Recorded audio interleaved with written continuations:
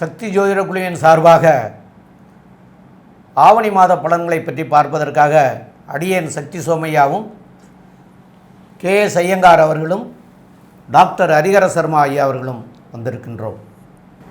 இப்போது நம்ம ஆவணி மாதத்தினுடைய கோல்சார நிலைமை எப்படி இருக்குன்னு பார்ப்போம். முதல்ல இந்த ஆவணி மாதத்தினுடைய கோல்சாரம், இந்த மாதத்தினுடைய இது என்னைக்கு பிறகுறது, இதை பார்ப்போம். அதற்கு பிறகு பார்த்தேன்னா இந்த மாதத்தில் எந்தெந்த கிரகங்கள் பெயர்ச்சி ஆறுது அப்படின்றத பார்ப்போம். அதற்கு பிறகு இந்த மாதத்தில் உண்டான சிறப்பு நாட்கள் என்னென்ன, பண்டிகை நாட்கள் என்னென்ன அப்படின்றத பார்ப்போம். முதல்ல ஆவணி மாதம். ஆவணி மாதம்ன்றது தட்சிணாயன புண்ணிய காலத்தில் 2வது மாதம். இப்போ ஆடி மாதம் முடிஞ்சு போச்சு. ஆடி மாதத்தில் எல்லாமே ஆண்டவன் பகவானுக்கு பண்ண வேண்டியது மட்டும் தான் நம்ம பண்ணிட்டு இருப்போம். அந்த காலத்தில் விசேஷங்கள்னு வீட்டு விசேஷங்கள் எதுவும் பண்ணுறது கிடையாது. பொது விசேஷங்கள் மட்டும்தான், கோவிலுக்கு உண்டான விஷயங்கள் மட்டும்தான் ஆடி மாதத்தில் எப்போவுமே பண்ணுவாள். ஆவணி மாதம் பார்த்தாலேயானால் வீட்டிற்கு உண்டான விசேஷங்கள், அதுவும் பொது விசேஷங்கள், ஆவணி அவிட்டமாக இருக்கட்டும், எல்லா பொது விசேஷங்களும் பண்ணக்கூடிய காலகட்டமாக அமையும். இந்த ஆவணி மாதத்தினுடைய ஒரு பெரிய ஏற்றம் என்ன அப்படின்னு பார்த்தாலேயானால் சிம்ம மாதம் அப்படின்னு பெயர் பெறக்கூடியது. சூரிய பகவான் ஆட்சி பெற்று இருக்கக்கூடிய மாதமான சிம்ம மாதம். இப்போ காலபுருஷ தத்துவத்தின் பிரகாரம் பார்த்தோமேனால் மேஷ ராசியில் ராகுவும் குரு, கடகத்தில் பார்த்தேனால் உங்களுக்கு சுக்கிர பகவான் முதல் நாளே வக்கரம் பெற்று சிம்மத்திலேருந்து வந்துடுறார். சிம்ம ராசியில் சூரிய பகவானும் புத பகவானும் இருக்கா. செவ்வாய் பகவான் ஒரே ஒரு நாள் தான் இருக்கார். 2ஆம் தேதி அன்னைக்கு அவர் கன்னியா ராசிக்கு போயிடுறார். கேது பகவான் துலாத்துலேயும், மகரத்தில் இந்த வாட்டி சனி பகவான் வந்துடுறார். எப்போ அப்படின்னா இந்த மாதத்தில் 7ஆம் தேதி அன்னைக்கு, அதாவது கிட்டத்தட்ட 18ஆம் தேதி மாதம் பிறகுறதுன்னா 7ஆம் தேதினா 24, 25 தேதியிலேயே உங்களுக்கு சனி பகவான் வக்ரகதி அடைந்து கும்பத்திலிருந்து மகரத்திற்கு வந்துடுறார் சனி பகவான். இது கோல்சாரத்தினுடைய நிலைமை. இப்போ இந்த ஆவணி மாதத்தினுடைய சிறப்பு அம்சங்கள், சிறப்பான நாட்கள் என்னென்ன அப்படின்றது நம்ம ஐயா பகவதி ஹரிஹரன் ஐயா கிட்ட கேட்போம். ஐயா நல்லா தெளிவாக சொன்னீங்க. இப்போ இதில் பார்த்தீங்க அப்படின்னு சொன்னாக்க இந்த மாதத்தில் விரைவாக செல்லும் கிரகங்கள் 3 இடத்துக்கு பெயர்ச்சி அடைகிறாங்க. என்ன அப்படின்னாக்க 1ஆம் தேதியே சுக்கிர பகவான் வக்ரகதி அடைந்து ராசிக்கு 12ஆம் இடத்துக்கு போகிறாரு. 1. அடுத்தது 2ஆம் தேதியை பொறுத்தளவுக்கு செவ்வாய் பகவானானவர் ராசியில் இருந்துக்கிட்டு ராசிக்கு 2ஆம் இடத்துக்கு போகிறாரு. அது ஒரு மாற்றம். இதை தவிர சனி பகவான் வக்ரகதி அடைஞ்சி மகரத்துக்கு வராரு. எதுலேருந்து? கும்பத்துலேருந்து மகரத்துக்கு வராரு. அப்போ இந்த மாதத்தில் உள்ள இந்த கோல்சார பயிற்சிகள் இது. இதை தவிர இந்த மாதத்தில் வரக்கூடிய விசேஷ தினங்கள் அப்படின்னு பார்த்தோம் அப்படின்னாக்கா வரக்கூடிய 20/8/2023 நாக சதுர்த்தி அப்படிம்பாங்க. 23/8/2023 வாஸ்து நாள். என்ன சாமி வாஸ்து நாள் வருது பார்த்தாக்கா அமாவாசையாக இருக்குது, அது பௌர்ணமியாக இருக்குது, அது அஷ்டமியாக இருக்குது, அது நவமியாக இருக்குது, ஹோரை சரியில்லையே, இப்படி இருந்து நாங்கள் ஆரம்பிக்கலாமா? தைரியமாக ஆரம்பிக்கலாம். வாஸ்து பகவான் என்னைக்கு நெத்திரை கண் விழிக்கிறாரோ அன்னைக்கு ஆரம்பித்தோம்னா எந்த தடங்கல்களும் வருமா அப்படின்னா வராது. 26/8/2023 மூல நட்சத்திரம் அப்படின்றது ஆஞ்சநேயருடைய நட்சத்திரம். ஆவணி மூலம் அப்படின்றது ரொம்ப விசேஷமான நாள். அன்னைக்கு ஆவணி மூலம். அதுக்கு அடுத்தது பார்த்தோம்னாக்க 29/8/2023 பொன் ஓணம், அதாவது திருவோணம். இதை தவிர வருகின்ற 30ஆம் தேதி ஆகஸ்ட் 30ஆம் தேதி வருது யஜுர் உபகர்மா. யஜுர் உபகர்மா அப்படின்றத பொறுத்தளவுக்கு பிராமணர்களுக்கு உகந்த நாள். அதாவது போட்டிருக்கிற திரிநூல், அது பேர் திரிநூல்னா பூனல் மாற்றக்கூடிய நாள். அதற்கு அடுத்த நாள் 31 காயத்ரி ஜபம். நம்மளுடைய மாதாலேயே லோக மாதாலேயே பிரமாணமான மாதா எந்த இது பண்ணினாலும் காயத்ரி ஜபம் சொன்னால் செய்த பாவங்கள் போகக்கூடியது. நம்ம ஒரு காரியம் பண்ணுறோம், தெரியாமல் பண்ணிட்டோம் தப்பு, அப்படி பண்ணினாலும் காலையில் பூஜை தொடங்குறதுக்கு முன்னாடி ஒரு 108 ட்ரிப்பு காயத்ரி ஜபம்.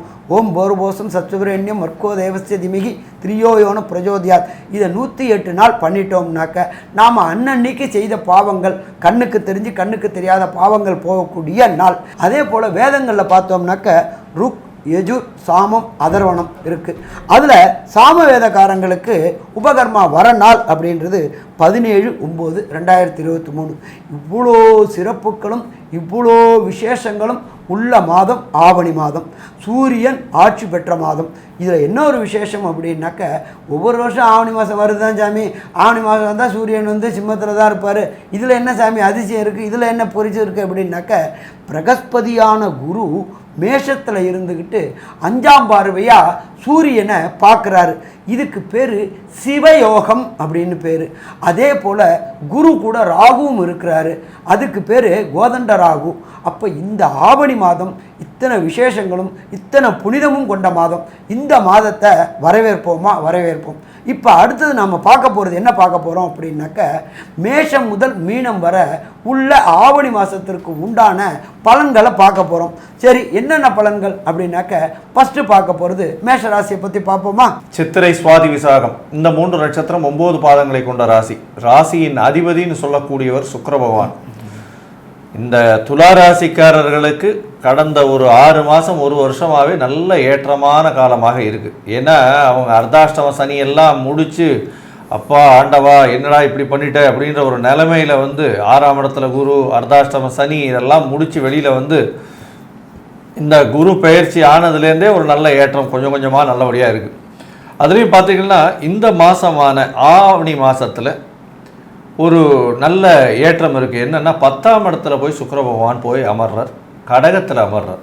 நல்ல ஒரு விசேஷம். 10ஆம் இடத்துல போய் சுக்கிர பகவான் அமர்றது வந்து கலைத்துறையில் இருக்கிறவாளுக்கு எல்லாருக்குமே பெரிய ஏற்றம். ஏன்னா சந்திரன் வந்து அழகை குறிக்கும், சுக்கிரன் வந்து நளினத்தை குறிக்கும். அதனால் இது ரெண்டும் சேர்ந்து வரக்கூடிய கலைத்துறை இருக்குது பாருங்கள், அந்த கலைத்துறையில் இருக்கிறவாளுக்கு பெரிய ஏற்றம் கிடைக்கும். அதுவும் இந்த லேடி ஆர்டிஸ்ட்டுக்கெல்லாம் வந்து புதிய சான்சஸ் கிடைக்கக்கூடிய வாய்ப்புகள் இந்த மாதத்தில் புதுசாக வரும். இந்த ஆவணி மாதத்தில் பார்த்தேன்னா திருமணத்திற்கு பார்த்து கொண்டு இருக்கக்கூடிய இளைஞர்களுக்கு திருமண பாக்கியம் ஏற்படும். ஏன்னா சப்தமத்தில் வந்து குரு பகவான் இருக்கிறதும், அவர் வந்து உங்களுடைய ராசிக்கு 11ஆம் இடத்தையும் 3ஆம் இடத்தையும் பார்க்கறதுனால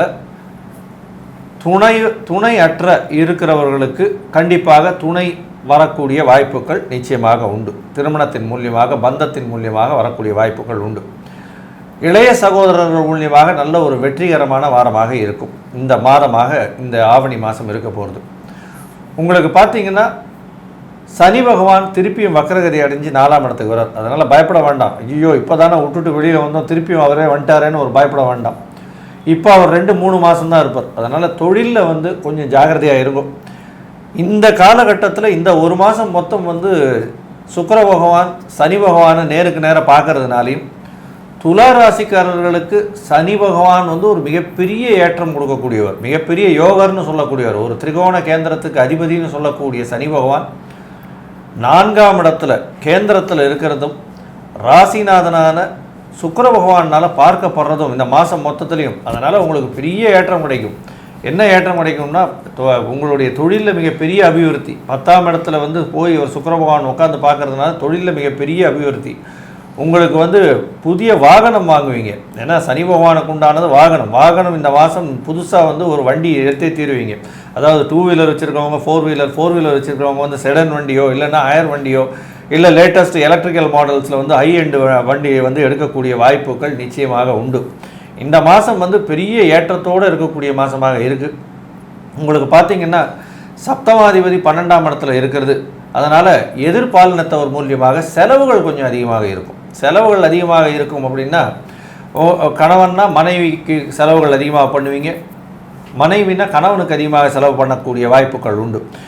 அது தவிர பார்த்தீங்கன்னா ஃப்ரெண்ட்ஸுக்கு நிறைய செலவு பண்ணுவீங்க. இந்த மாதம் வந்து ஃப்ரெண்ட்ஸு, பார்ட்டி இந்த மாதிரியான விஷயங்கள். ஏன்னா கல்யாணம் ஃபிக்ஸ் ஆகிடுச்சுன்னா எல்லா ஃப்ரெண்ட்ஸையும் கூப்பிட்டு வச்சு எல்லாம் சந்தோஷமாக இருக்கக்கூடிய காலகட்டமாக இருக்கும். நிச்சயமாக அதற்கு செலவுகள் கொஞ்சம் அதிகமாக இருக்கக்கூடிய காலமாகும் இந்த மாதம் உங்களுக்கு இருக்க போகிறது. உங்களுடைய ராசிக்கு பார்த்தீங்கன்னா 11ஆம் இடத்தை வந்து குரு பகவான் பார்க்கறதுனால தொழிலில் அபரிமிதமான ஒரு பெரிய ஏற்றம் கிடைக்கும். அதுவும் வந்து இந்த பால் 18, அதாவது இந்த பால்லேருந்து வந்து வரக்கூடிய பை ப்ராடக்ட்ஸ்னு சொல்லுவாங்க இல்லையா, அதை பை ப்ராடக்ட்ஸாக அந்த பால்லேருந்து பண்ணக்கூடிய பன்னீர், அதுக்கப்புறம் வந்து நெய், இந்த மாதிரியான வியாபாரம் பண்ணுறவாளுக்கு பெரிய ஏற்றம் கிடைக்கும். அதை தவிர தானியங்கள் பண்ணக்கூடிய ஆளுக்கு, வியாபாரம் பண்ணக்கூடிய ஆளுக்கு பெரிய ஏற்றம் கிடைக்கும். இந்த மாதத்தில் பார்த்தீங்கன்னா துணி, அதை தவிர வந்து இந்த வெள்ளை கலரில் இருக்கக்கூடிய நூல், இதெல்லாம் வந்து வியாபாரம் பண்ணுறவா, காட்டன் இண்டஸ்ட்ரியில் இருக்கவா, ஜூட் இண்டஸ்ட்ரியில் இருக்கவா, அதை தவிர காட்டன் இண்டஸ்ட்ரியில் வந்து ஃபேப்ரிகேட்டர்ஸு, ஸ்டிச்சிங் பண்ணுறவா, இவாளுக்கெல்லாம் பெரிய ஏற்றம் கிடைக்கக்கூடிய காலமாக இந்த மாதம் நிச்சயமாக அமையும். உங்களுடைய ராசிக்கு 10ஆம் இடத்துல சுக்கிர பகவான் இருக்கிறது அதீத யோகம். ஏன்னா இன்னொரு கேந்திரத்தில் போய் நிற்கிறார், இன்னொரு கேந்திர அதிபதியையும் பார்க்குறார், அதாவது சனி பகவானையும் பார்க்குறார். உங்களுடைய இந்த மாதம் வந்து பணவரவு அபரிமிதமாக இருக்கும். தொழிலில் மிகப்பெரிய வெற்றி உண்டு. உங்களுக்கு வந்து திருமணம் யோகம் வந்துடுச்சு. இந்த மாதம் வந்து ஒரு பெரிய குபேர மாதமாகவே இருக்கும். இந்த மாதத்தில் வந்து செவ்வாய் பகவானும் புத பகவானும் அவர்களுடைய பார்வையில் என்னென்ன மாற்றங்களை கொடுப்பாங்க துளாராசிக்காரர்களுக்கு அப்படின்றத வந்து நம்ம ஐயா ஹரிஹர சர்மா ஐயா கிட்ட கேட்டு தெரிஞ்சுக்கலாம். ஐயா நல்லா தெளிவாகவே சொன்னீங்க. இப்போ இதில் ஃபஸ்ட்டு பார்த்தோம் அப்படின்னாக்க உங்களுடைய ராசியிலேயே கேது இருக்கார். கேதுன்றது ஞானக்காரகன், ஆனாலும் அவரை குரு பார்க்குறாரு. அதனால் உடல் நலத்தில் அன்ஐடென்டிஃபிகேஷன் டிசீசஸ்னாக்கா திடீர்னு இருப்பீங்க, திடீர்னு ஒரு பயம் கலந்த பதட்டம் வரும், திடீர்னு உடல் நலத்தில் தொந்தரவு வரும். அந்த தொந்தரவு பெரிய பெரிய பிரச்சனைகளை கொண்டு விடுமோன்ற பயம் வரும். ஏன் அப்படின்னாக்க ராசியில் கேது இருக்கிறதுனாலேயே இந்த சிக்கல்கள் உண்டு. ஆனால் அதை குரு பார்க்கறதுனால பொருளாதார விரயங்கள் மட்டும்தான் ஏற்படுமே தவிர உடல் நலத்தில் பெரிய விரயங்கள் ஏற்படாது. அடுத்தது 2, இதுவரை திருமணத்தில் தடையும் தாமதங்களும் ஏற்பட்டவங்களுக்கு வியாழன் நோக்கு, அதாவது குரு பலம் வந்துருச்சு. ராசிக்கு 7ல் குரு, அந்த 7ல் இருக்கிற குருவே ராசியை பார்க்குறாரு. இதுவரை திருமணம் தடையும் தாமதம் ஏற்பட்டுக்கிட்டு இருந்த ஆண்களுக்கோ பெண்களுக்கோ உடனடியாக ஆவணி மாதத்தில் திருமணம் கைகூடக்கூடிய வாய்ப்புகள் மிக மிக அதிகம்னு சொல்லலாமா? கண்டிப்பாக அதிகம்னு சொல்லலாம். இதை தவிர ராசிக்கு 11ஆம் இடத்துல லாபாதிபதியான சூரியன் லாபஸ்தானத்தில் இருக்கார். மாதம் பிறக்கும்போது சந்திர பகவான் இருக்கார். மாதம் பிறக்கும்போது 12க்கு உடையான செவ்வாய் அங்கே இருக்கார். அதாகப்பட்டது ராசியில் அந்த 2க்கும் 7க்கும் உடையவர் 12ஆம் இடத்துல இருந்துக்கிட்டு அவரே உங்களுடைய 7ஆம் இடத்தையும் பார்க்குறாரு. ஒரு கலஸ்திர ஸ்தானாதிபதியான செவ்வாய் அவருடைய பார்வையை அங்கே செலுத்தும் பொழுது கண்டிப்பாக இதுவரை திருமண தடை ஏற்பட்டிருந்த அத்தனை ஆண் பெண்ணுக்கும் திருமணம் கைகூடும். இதை தவிர லாபஸ்தானமான 11ல் இருக்கிற சூரியனை பிரகஸ்பதியான குரு பார்க்குறாரு. அப்போ இந்த காலகட்டங்களில் தொட்டது தொடங்கக்கூடிய காலகட்டங்கள், வெச்சது விடியக்கூடிய காலகட்டங்கள். பொருளாதாரத்திற்காக யாருக்கிட்ட போனாலும் உடனடியாக பணவரவு கிடைக்கும். அது நமக்கு நன்மை தருமா? நன்மை தரும். அதே போல் பார்த்தோம் அப்படின்னா அர்த்தாசிரம சனியை விட்டு விலகிட்டீங்க. 6ல் இருந்த குரு 7ல் வந்துட்டார். தனக்காரகன் வந்ததுனால பணத்தில் தடைகள் விலகும். 1. அடுத்தது நீங்கள் சொல்லக்கூடிய வாக்கு, இந்த ராசிக்கு 3ஆம் இடத்த அதிபதி 7ல் இருந்துக்கிட்டு அவரே 9ஆம் பார்வையாக ராசியை பார்க்குறாரு, கம்யூனிகேஷனையும் பார்க்குறாரு. அப்போ நீங்கள் சொல்லக்கூடிய வாக்கு உடனடியாக பலிதமாகக்கூடிய வாக்கு உண்டு. நீங்கள் சொல்லக்கூடிய காரியங்களை எல்லாருமே சிரமேற்கொண்டு செய்வார்கள், தலைவணங்கி செய்வார்கள். ஏன்னா பிரகஸ்பதியான குரு அவருடைய இடத்தையே 9ஆம் பார்வையாக பார்க்குறாரு. அந்த இடம் கம்யூனிகேஷன் பாவமாக போயாச்சு. சொல்லக்கூடிய வாக்குகளும் சரி, சொல்லக்கூடிய கம்யூனிகேஷனும் நல்லபடியாக எல்லாராலும் புரிஞ்சு கொள்ளப்பட்டு நல்ல செய்கைகளே நடக்குமா? நல்ல செய்கைகள் நடக்கும். இதை தவிர ராசியாதிபதியான சுக்கிரன் ராசிக்கு 10ஆம் இடத்துல இருக்கார். சின்னத்திரை பெரிய திரை கலைஞர்களுக்கு, இதுவரை வாய்ப்பில்லாத கலைஞர்களுக்கு வாய்ப்பு கிடைக்கக்கூடிய காலகட்டமும் இந்த காலகட்டம்னு சொல்லலாமா? கண்டிப்பாக இந்த காலகட்டங்கள்னு சொல்லலாம். இதை தவிர சனி பகவான் 4ல் இருந்துக்கிட்டு பார்வையை என்னென்ன பண்ண போகிறாரு, அதே போல் குரு பகவான் பார்வை என்ன பண்ண போகிறாரு, அதில் உள்ள நல்லது கெட்டது என்ன அப்படின்றத நம்மளுடைய ஐயா சக்தி சோமையா அவங்க சொல்லுவாங்க. ரொம்ப அற்புதமாக தெளிவாக சொன்னீங்க ஐயா. இப்போ 4ஆம் இடத்துக்கு வரக்கூடிய சனியை பற்றியும் 7ஆம் இடத்துல இருக்கிற குருவை பற்றியும் சொல்லுங்கன்னு சொல்லியிருக்கீங்க. இந்த 4ஆம் இடத்துல வரக்கூடிய சனி வந்து வக்ரகதி ஆகித்தான் வர்றாரு. இந்த வக்ரகதியாகி வர்றதுனால வந்து முன்னாடி இங்கே 4ஆம் இடத்துல இருந்து கொடுத்த தொந்தரவுகள்லாம் இப்போ கொடுக்கறதுக்கு உண்டான வாய்ப்புகள் குறைவு. காரணம் என்னன்னு கேட்டிங்கன்னா, அவர் 4ஆம் இடத்துல வக்கரம் பெற்று போய் வர்றார். அப்போது வக்கரம் பெற்று போய் வர்றதுனால அந்த விளைவுகள் வந்து முன்னே இருந்தது மாதிரியா இருக்காது. அதாவது இவர் வந்து மகரத்தில் இருந்த காலத்தில் எவ்வளோ கஷ்டப்படுத்தினார், அதாவது மார்ச் மாதத்துக்கு முன்னாடி. அப்போ அந்த மார்ச் மாதம் வரைக்கும் பட்ட கஷ்டங்கள் இப்போ இருக்காது. அதுக்கு இன்னொரு காரணமும் என்னன்னு கேட்டால், ஐயா சொன்னது மாதிரியா உங்களுடைய ராசியாதிபதியாகியவர் 10ஆம் இடத்துல இருந்து அந்த சனியவும் பார்த்துடுறார். அப்போ ஒரு கேந்திரம் பெற்றவர் ஒரு ஒரு அதாவது இதில் வந்து என்னென்னு கேட்டால் கேந்திரம் 1ங்கிறது கேந்திரம், 10ங்கிறது கேந்திரம், 4ங்கிறது கேந்திரம். அப்போது இந்த கேந்திராதிபத்தியம் உடையவர்களே ஒருத்தருக்கு ஒருத்தர் பார்த்துக்கிறாங்க சமசப்தம பார்வையில். அதாவது 1க்கும் 8க்கும் உடைய 1க்குடைய கேந்திரம் பெற்றவர் 10ஆம் இடத்துலையும் 4க்குடையவர் 4ஆம் இடத்துலையும் இருந்து இந்த சுக்கிரனும் சனியும் வந்து 2 பேரும் வந்து நட்பு கிரகங்கள். அதனால வந்து அந்த சனியினுடைய பாதிப்பும் தாக்கங்களும் குறைவாக இருக்கும். என்னதான் குறைவாக இருந்தாலும் 11ஆம் இடத்துல லாபஸ்தானமாக இருந்தாலும் அந்த லாபாதிபதியாகிய சூரிய பகவான் அங்கே இருக்கிறது அவ்வளவு சிறப்புன்னு சொல்ல முடியாது. குரு பார்த்ததுனால் சிறப்படையலாம் அப்படின்னு சொல்கிறோம். ஆக குரு பார்த்ததுனால தான் சிறப்பு. 11ஆம் இடத்து அதிபதி 11ஆம் இடத்திலே இருந்தால் லாபங்கள் வரும். அந்த லாபங்களையும் வந்து அதை சிறப்படுத்திக்க முடியாமல் அதை வீண் விரயமாக போகக்கூடிய காலமாக இருக்கும். அந்த குரு பகவான் பார்க்கறதுனால அதை வந்து வீண் விரயமாகாமல் சுப விரயமாக மாற்றிக்கிறது நல்லது. அதாவது கல்யாணம் காலகட்டத்தில் இருக்கிற குழந்தைகளுக்கு கல்யாணத்தை பண்ணி வைக்கலாம். அந்தமாரி சுப விரயங்களாக படிப்புக்காகவோ எல்லாம் சுப விரயங்களாக மாற்றிக்கிறது நல்லது. 11ல் வந்து சூரியன் இருக்கிறது சிறப்பில்லை, குரு பார்த்தது தான் சிறப்பு. சரி, இப்போது இந்த மாதத்தில் வந்து சந்திராஷ்டம தினங்கள் அப்படின்னு சொல்லக்கூடிய தினங்கள் அப்படிங்கிறது வந்து உங்களுக்கு 5/9/2023 பகல் மத்தியானத்துக்கு மேலே ஆரம்பிக்குது. 6ஆம் தேதி ஃபுல்லாக இருக்குது. அதுக்கப்புறம் 7ஆம் தேதியும் ஃபுல்லாக இருக்குது. அதாவது செப்டம்பர் மாதம் 5ஆம் தேதி மதியத்திற்கு மேல் 6, 7 இந்த 2.25 நாட்கள் இருக்குது. இந்த 2.25 நாட்களுக்கும் புதிய முயற்சிகளை தவிர்க்கிறது நல்லது. காரணம் என்னன்னு கேட்டால், சந்திராஷ்டம தினங்கள் அப்படின்னு சொன்னால் உங்களுக்கு சந்திரன் 8ஆம் இடத்துல இருக்கக்கூடிய இதை வந்து சந்திராஷ்டம தினமம் அப்படின்னு சொல்லுவோம். அப்போ உங்களுடைய ராசிக்கு 8ஆம் இடம் அப்படின்னு சொல்லக்கூடியது வந்து மிதுனம் வீடு. அப்போ மிதுனம் வீட்டுக்கு உண்டான நட்சத்திரங்கள் வர்ற அன்னைக்கெல்லாம் உங்களுக்கு சந்திராஷ்டமங்கள் வரும். அப்போது இந்த மிதுன ராசிக்கு அதிபதியாகியவர் வந்து புதன். அப்போ புதன்கிழமைகளையோ நீங்கள் அதாவது இந்த 2.25 நாட்களும் நீங்கள் வந்து புதிதாக செய்ய வேண்டிய முயற்சிகளை தள்ளி வச்சுக்கிறது நல்லது.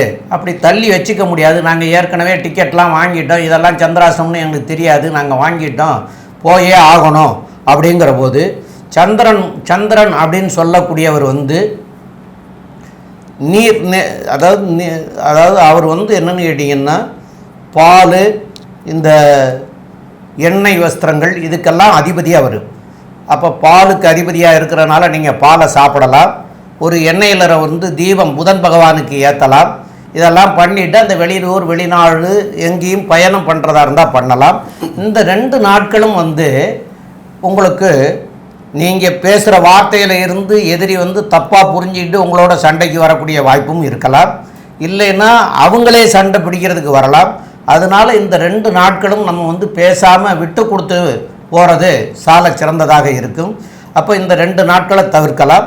இந்த மாதங்களில் வந்து எந்த தெய்வங்களை வணங்கினா இந்த மாதம் உங்களுக்கு சரியாக வரும் அப்படிங்கிறத பற்றி ஹரிஹர சர்மா ஐயா அவர்கள் சொல்லுவாங்க. ஐயா, சந்திராஷ்டமம் அப்படின்றது ராசிக்கு 8ஆம் இடத்துல ஜனன காலத்தில் உள்ளது கோச்சாரம் வரக்கூடியது சந்திராஷ்டமம். அப்போ இந்த ஒழுங்கால் உங்களுக்கு சந்திரன் வரக்கூடியது அப்படின்றது ரிஷபத்துக்கு வராரு. ரிஷபத்துக்கு வரது பொறுத்தளவுக்கு கார்த்திகை, ரோகிணி, மிருகசீரிஷம் இந்த நட்சத்திரக்காரங்களுக்கு இந்த சந்திராஷ்டமம் வருது. இந்த சந்திராஷ்டமம் வரக்கூடிய தினங்கள் அப்படின்றத பொறுத்தளவுக்கு 5/9/2023, 6/9/2023, 7/9/2023 இந்த நாட்கள் உங்களுக்கு சந்திராஷ்டம தினங்கள். இந்த காலங்களில் புதிய முயற்சி எடுக்கிறது தவிர்ப்பது மிகச்சிறந்தது. சரி, இந்த மாதம் ஃபுல்லாக நம்ம எந்த தெய்வத்தை வணங்கினோம்னா பிரச்சனைகள்லேருந்து விடுபடலாம் அப்படின்னு சொன்னாக்க நம்மளுடைய துலா லக்னத்திற்கு அதிபதி அப்படின்றது சுக்கிரன். சுக்கிரனுக்கு உகந்த நாள் அப்படின்றது வெள்ளிக்கிழமை. நீங்கள் இருக்கிற இடத்துக்கு பக்கத்தில் உள்ள கோயிலில் நவகிரகத்தில் வெள்ளிக்கிழமை காலையில் 6 to 7 சுக்கிர ஓரை. அந்த சுக்கிர ஓரையில் சுக்கிர பகவானுக்கு ஒரு நெய் தீபம் போட்டுட்டு 9 முறை வலம் வந்தால் வர பிரச்சனைகள் சூரியனை கண்ட பனி போல் விலகும். அடுத்தது இந்த துலா ராசிக்கு இந்த ஆவணி மாதத்தில் கிடைக்கக்கூடிய நற்பலன்கள் மற்றும் தீய பலன்களை பற்றி நம்மளுடைய அஸ்ட்ரோ KS ஐயங்கார் அவங்க சொல்லுவாங்க. ஐயா, அற்புதமாக சொன்னீங்க. அதாவது துலா ராசியை பொறுத்தவரையிலும் நல்ல ஏற்றமான காலம். ஏன்னா சப்தமத்தில் வந்து குரு பகவான் இருக்கிறது.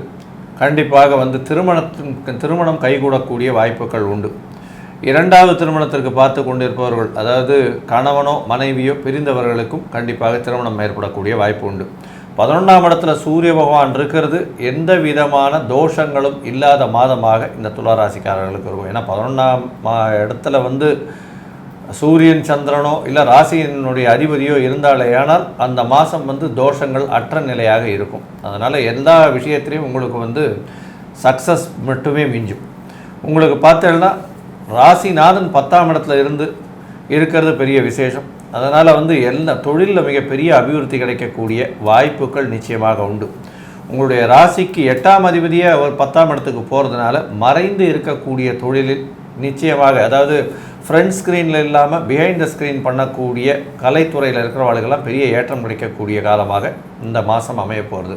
உங்களுடைய ராசிக்கு 4ஆம் இடத்துல வந்து சனி பகவான் ஆட்சி பெற்று போகிறதுனால புதிய வண்டி வாங்குவீங்க. இந்த மாதம் வந்து புதுசாக வந்து உங்களுடைய வண்டியை அப்கிரேட் பண்ணுவீங்க. மொத்தத்தில் பார்த்தீங்கன்னா இந்த மாதம் நல்ல ஏற்றமான மாதமாக இருக்கும். இருந்தாலும் உடல் நிலையில் சற்று கவனம் தேவை. ஏன்னா கேது பகவான் அங்கே வந்து இருக்க உடல் நிலையில் சற்று கவனம் தேவை. 12ஆம் இடம் அப்படின்னு சொல்லக்கூடிய இடத்துல வந்து செவ்வாய் பகவான் இருக்கிறதுனால செலவுகள், தேவையற்ற செலவுகள் வரக்கூடும். நண்பர்களுக்காக கொஞ்சம் ஜாகிரதையாக பார்த்துக்கிறது ரொம்பவும் நல்லது அப்படின்றத இந்த சக்தி ஜோதிட குழு சொல்லுது. நன்றி, வணக்கம்.